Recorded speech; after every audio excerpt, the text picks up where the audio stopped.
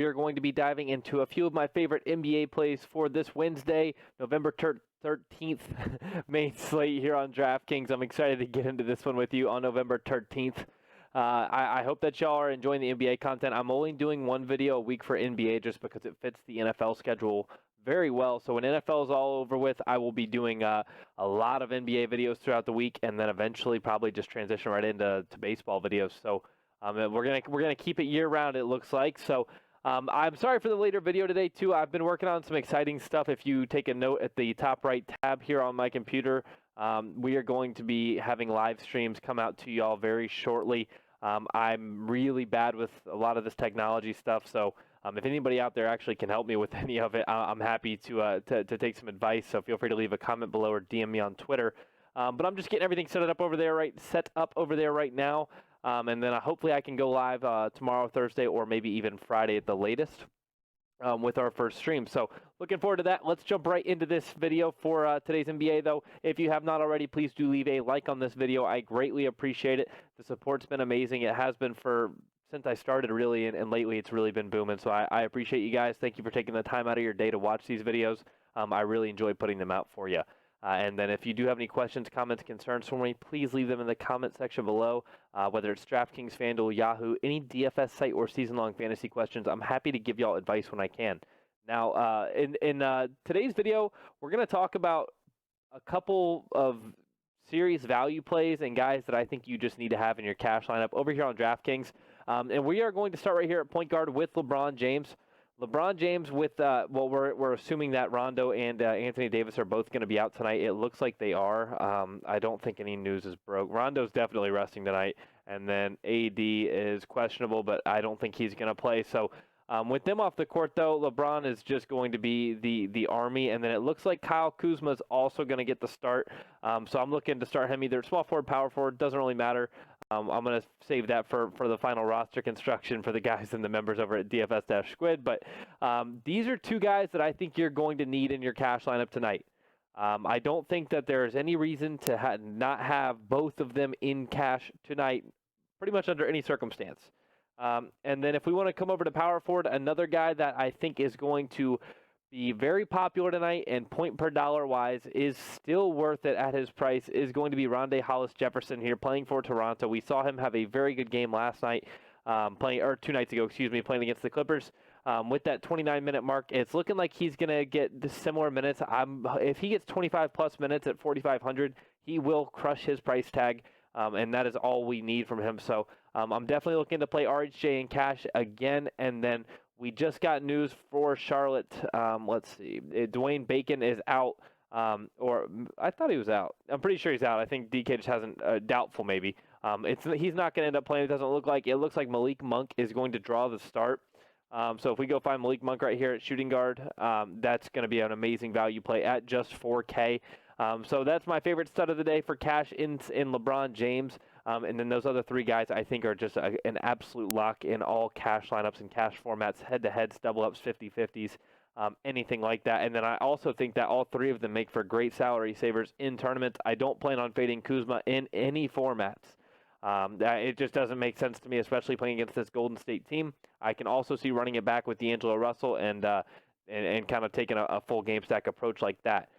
Now, for tournaments, though, tonight, let me get off the Charlotte team right there. I was like, where's everybody? For tournaments tonight, I expect everybody to be paying up for LeBron James. I expect him to be at least 25 to 30% owned in everything tonight. With AD and Rondo off the court, it's going to be his show.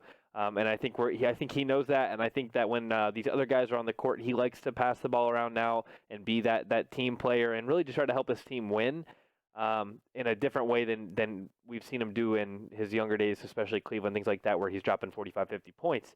This is a game where everybody else is off the court, essentially, other than him and Kuzma.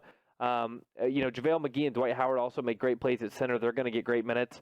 But I think this is just going to be an absolute battle for LeBron James, just scoring, rebounds, and assists all day long, and hopefully all those assists are straight to Kyle Kuzma. And he makes too much sense to not be that popular for me.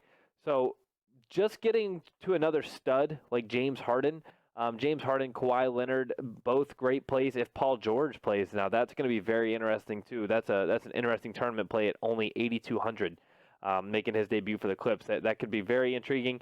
But between those two guys and Russell Westbrook, or three guys if you want to count Paul George, and Russell Westbrook as well, though, I think that any of them make for decent tournament plays because you're going to be able to get one of these guys. You're going to get James Harden, Russell Westbrook, Paul George, or Kawhi Leonard at lower ownership than you ever should. I think James Harden is probably the best play at 11.7. He's definitely not going to be contrarian, but at the same time, he's also not going to be extremely popular because a lot of these, like I said, I think almost everybody's going to be trying to play LeBron tonight, just kind of a plug-and-play sort of night for LeBron. But if we were to take LeBron out, and go with James Harden here, and then maybe even run it back the other way with Kawhi. Let's see where that leaves. That leaves us with 5,300 salary left, just because we're using these three salary savers. So it definitely helps out in terms of our average remaining per player to have these three guys in there. We can still afford these two studs. We're basically saying the Clippers-Houston game's gonna smash. So another thing to keep an eye on in this Houston game though is Danuel House Jr. If he misses here, Eric Gordon's already ruled out. It's going to be really interesting to see who gets the start. Next on the depth chart is actually Ben McLemore, but I wouldn't be surprised if they just went really small and just threw in somebody like Rivers or something like that. I could see him. I could see Cephalosha even getting the start, but it's going to be interesting because whoever it is going to get a lot of minutes at most 3,700 where Austin Rivers is. But I could see them doing something pretty weird there, and just putting Russell and Rivers out there on the court at the same time. To be honest, they just want to go small. They still have Capella and PJ Tucker, obviously, so it's going to be interesting to see what they do. We got to keep an eye on that. Might be able to reap some value from that Houston team and make a little mini game stack for tournaments. That's something I'm very interested in. And then again, Paul George, though, if he plays at 8,200, we don't know how he's going to fare with the Clippers yet in his debut. But it's Paul George. It's hard not to want to play him at 8,200 when we've seen what the kid can do. He's an absolute baller. So very, very interested in him as well for tournaments. So we're going to keep an eye on those things throughout the day. And then if we want to make a good play at center, I think Karl Anthony Towns is probably just the safest play at center tonight. And I think that somebody like Joel Embiid is going to go a little under-owned tonight. So for tournaments, I guess Embiid can make a decent play at just 9,100. Pascal Siakam's probably going to be pretty popular. I can't go without talking about him. He's one of my favorite players in the league right now. He's just underpriced. I feel like every single night he's just underpriced. For these numbers that he's pumping out, the worst game he's had all season was 26 points. The next worst was 33 and then 38. Those are his bottom three games. Every other game is 40-plus fantasy points, and he's only 8,700. He's broken 64 two times, and then he's broken 50 twice, and then he's had some 40s.